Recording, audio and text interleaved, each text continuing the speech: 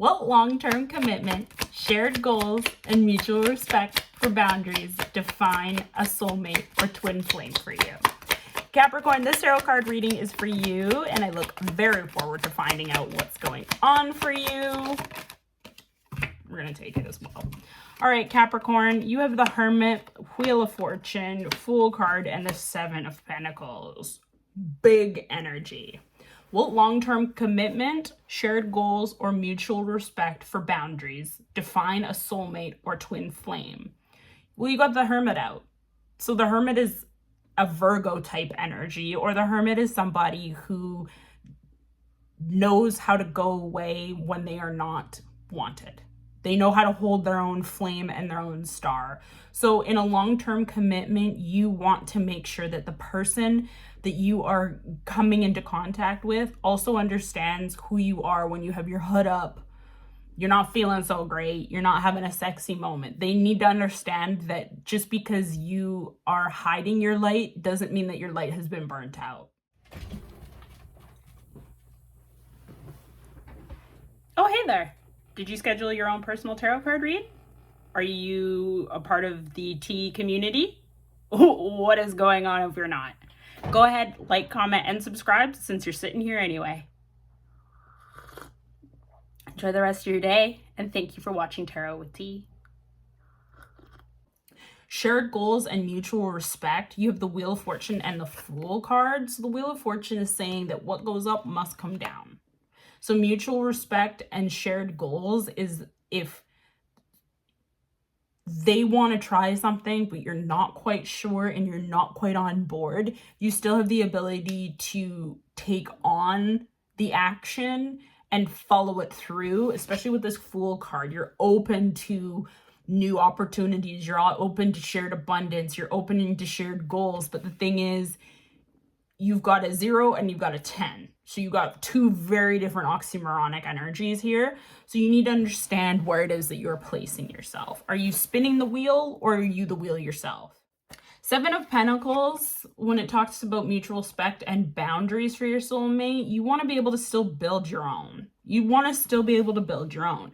I'm having a vision of you two hanging out and building Lego blocks together, but they're not jealous of what you're building and you're not jealous of what they're building. You're just enthusiastic for the results. And I think that is very important. You're not looking to see that their building is taller or wider or better sculpted than yours is. You're just looking at that person and you're like, damn, your vision is visioning. And that person's looking at you like, you can see clearly now the rain has gone. Like, you're both in it to win it together, and there's no animosity if somebody's Tower of Pisa leans better than the others. There isn't that going on. How can you balance your ambition and responsibility with the emotional need of these deep connections? How can you balance your ambition? You have Judgment, 3 of Swords. So in order to balance your ambition, you have to be aware of how it is you feel when you are ambitious.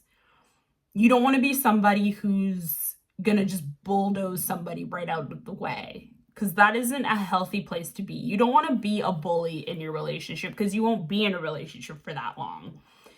You cannot feel judgment for being ambitious. And if you do feel judged for being ambitious, then the person probably isn't right for you, because you have the 3 of Swords here. So I'm thinking that your ambition might have driven some people away, because maybe you've spent a lot of time in your home office and you don't leave it very often, and you're working on a 7-figure deal, and the person wants to go for a walk and do this and do that. But you have to understand that you do need to go for a walk every once in a while with your person. Responsibility with emotional needs of these deepening connections. Your responsible emotional needs are here within this 3 of Swords energy. You have to be responsible for the words that come out of your mouth, especially if you are in a relationship with somebody that might not be as ambitious as you or is more ambitious than you. Are you going to be somebody who you want to deepen that emotional connection with? Or are you somebody who's like, like, maybe you're with somebody who makes more money than you, but that shouldn't bother you. What should bother you is if they're not spending it in a healthy way. Like if all they're doing is spending their money on cheap crap ramen noodles all the time, have your conversations, but don't lack in ambition because the person is more ambitious. If you want that emotional connection, you need to look at that person straight in the eye and say, look, I'm incredibly proud of you for the ambition you have to go out and become an esthetician. I'm really excited to see the results of your abilities. Your ambition grows my ambition. Lessons about vulnerability and emotional expression. Might a soulmate or twin flame brand? Capricorn, you have the Star card out. So it's like your vulnerability is when you are allowing your plumes to come out. Instead of tucking yourself away and not being vulnerable because you're scared. That's what vulnerability is about. It's about being able to emotionally express how you feel. And because Capricorn, you're an earth sign, emotional expression is like hitting a brick wall. You would rather run into a brick wall. But the thing is, you do have to understand that in order to have a romantic relationship with somebody, you have to be vulnerable. So the lessons are you need to shine a little bit brighter. You need to be okay with being seen. Because Capricorn, you're very good at tucking yourself away and being hidden because you don't want to be in the limelight, but it's genuinely okay. Last card to come out is going to be the Ten of Swords. And the Ten of Swords is telling me right now that you have to be okay with letting go of the old versions of you, letting go of who you used to be in order to walk into this relationship with your head, chest, and body ready to fucking be tea.